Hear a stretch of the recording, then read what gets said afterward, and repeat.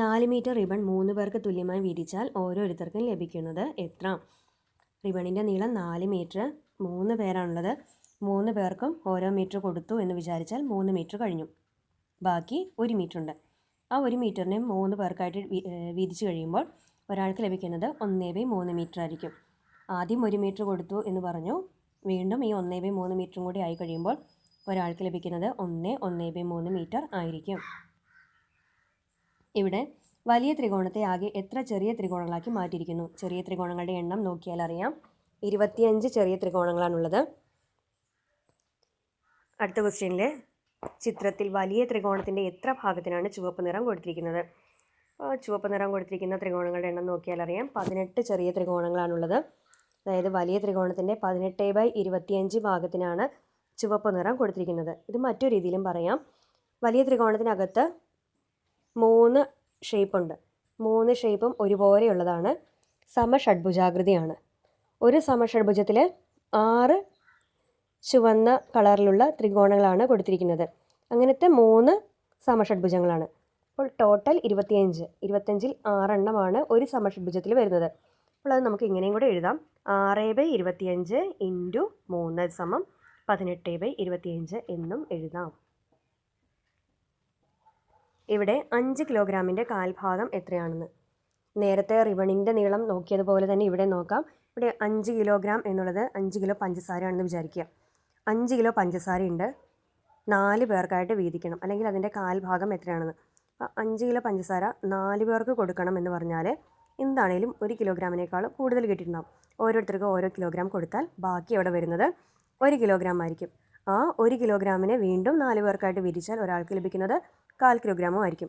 അപ്പോൾ 5/4 എന്നുള്ളത് 1.25 കിലോഗ്രാം എന്ന് വരും. അതായത് ഒരാൾക്ക് ലഭിക്കുന്നത് 1.25 കിലോഗ്രാം. അതുതന്നെയാണ് ഇവിടെ 5 കിലോഗ്രാമിൻ്റെ കാൽഭാഗം എന്ന് പറഞ്ഞാൽ 1.25 കിലോഗ്രാം ആയിരിക്കും. അതായത് 1.25 കിലോഗ്രാമിൻ്റെ 4 മടങ്ങാണ് 5 കിലോഗ്രാം എന്നും പറയാം.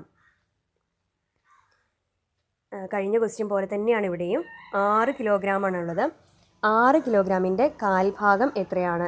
അതാണ് ക്വസ്റ്റ്യൻ. അതും തൊട്ട് മുന്നേ പറഞ്ഞ ക്വസ്റ്റ്യൻ പോലെ തന്നെ ചെയ്താൽ ആദ്യം 6 കിലോഗ്രാമിനെ 4 കൊണ്ട് ഡിവൈഡ് ചെയ്താൽ ഓരോ കിലോഗ്രാം എന്ന് വരും. ബാലൻസ് 2 കിലോഗ്രാം വരും. ആ 2 കിലോഗ്രാമിനെ വീണ്ടും 4 കൊണ്ട് ഡിവൈഡ് ചെയ്ത് കഴിഞ്ഞാൽ 1/2 കിലോഗ്രാം എന്ന് വരും. അപ്പോൾ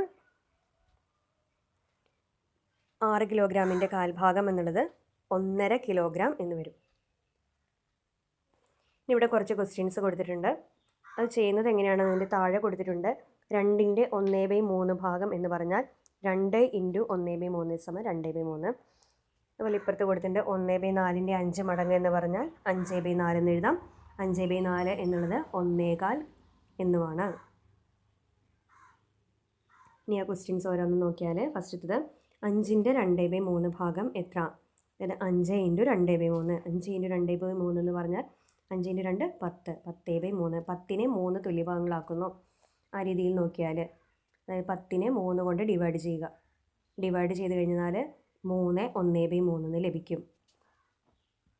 അതേപോലെ തന്നെയാണ് ബാക്കി എല്ലാ ക്വസ്റ്റ്യൻസും ചെയ്യേണ്ടത്.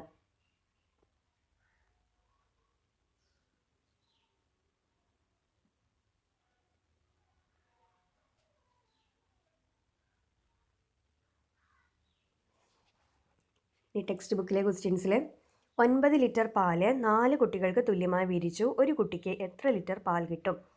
ടോട്ടൽ പാല് 9 ലിറ്റർ ഉണ്ട്. 4 കുട്ടികൾക്കാണ് വീതിക്കേണ്ടത്. കുറച്ച് മുമ്പ് ചെയ്ത ക്വസ്റ്റ്യൻസ് ചെയ്ത പോലെ തന്നെ നോക്കിയാൽ മതി. 9നെ 4 കൊണ്ട് ഡിവൈഡ് ചെയ്യുക. ഡിവൈഡ് ചെയ്ത് കഴിഞ്ഞാൽ ആദ്യം ഓരോ കുട്ടിക്കും ഓരോ ലിറ്റർ പാല് കൊടുത്തെന്ന് വെച്ചാൽ 4 ലിറ്റർ പാല് കഴിഞ്ഞു. ബാക്കിയുള്ളത് 5 ലിറ്റർ പാലാണ്. ആ 5 ലിറ്റർ പാല് വീണ്ടും ഓരോ ലിറ്റർ വെച്ച് കൊടുത്താൽ 8 ലിറ്റർ തീരും. അതായത് 2 ട്രിപ്പായി ഇപ്പോൾ കൊടുക്കുന്നു. ബാക്കി ഇനി എത്രയുള്ളത്? 1 ലിറ്റർ പാലും കൂടി ഉണ്ട്. ആ 1 ലിറ്റർ പാല് വീണ്ടും 4 കുട്ടികൾക്ക് കൊടുക്കുമ്പോൾ ഒരു കുട്ടിക്ക് 1/4 ലിറ്റർ വെച്ച് കിട്ടും. അങ്ങനെ നോക്കിയാൽ 9 ലിറ്റർ പാല് 4 കുട്ടികൾക്ക് വീതിച്ചാൽ ഒരു കുട്ടിക്ക് ലഭിക്കുന്നത് 2.25 ലിറ്റർ. അത് 9നെ 4 കൊണ്ട് ഹരിച്ച് നോക്കിക്കഴിഞ്ഞാൽ നമുക്ക് കിട്ടും. ഇനി 3 പേർക്കാണ് വീതിക്കണമെങ്കിലോ എന്ന്. അപ്പോൾ 9നെ 3 കൊണ്ട് ഡിവൈഡ് ചെയ്യുക. അപ്പോൾ ഒരാൾക്ക് കിട്ടുന്നത് 9/3 = 3 ലിറ്റർ എന്ന് കിട്ടും. ഇനി രണ്ടാമത്തെ ക്വസ്റ്റ്യനിൽ 6 കിലോഗ്രാം അരി ഒരുപോലെയുള്ള 4 സഞ്ചികളിലാക്കി. ഓരോ സഞ്ചിയിലും എത്ര കിലോഗ്രാം അരിയുണ്ട്? ഈ ക്വസ്റ്റ്യൻ്റെ അതേ മോഡലാണ്, നേരത്തെ പറഞ്ഞതാണ്. 6 കിലോഗ്രാമാണ് 4 സഞ്ചികളിലാക്കുന്നു. 6നെ 4 കൊണ്ട് ഡിവൈഡ് ചെയ്യുന്നു. അവിടെ ആൻസർ കിട്ടിയതായിരുന്നു 2.5 കിലോഗ്രാം. ഇനി 2 സഞ്ചികളാണ് ആക്കുന്നതെങ്കിലോ 6നെ 2 കൊണ്ട് ഡിവൈഡ് ചെയ്യുക. അപ്പോൾ എന്ത് കിട്ടും? 3 കിലോഗ്രാമാണ്.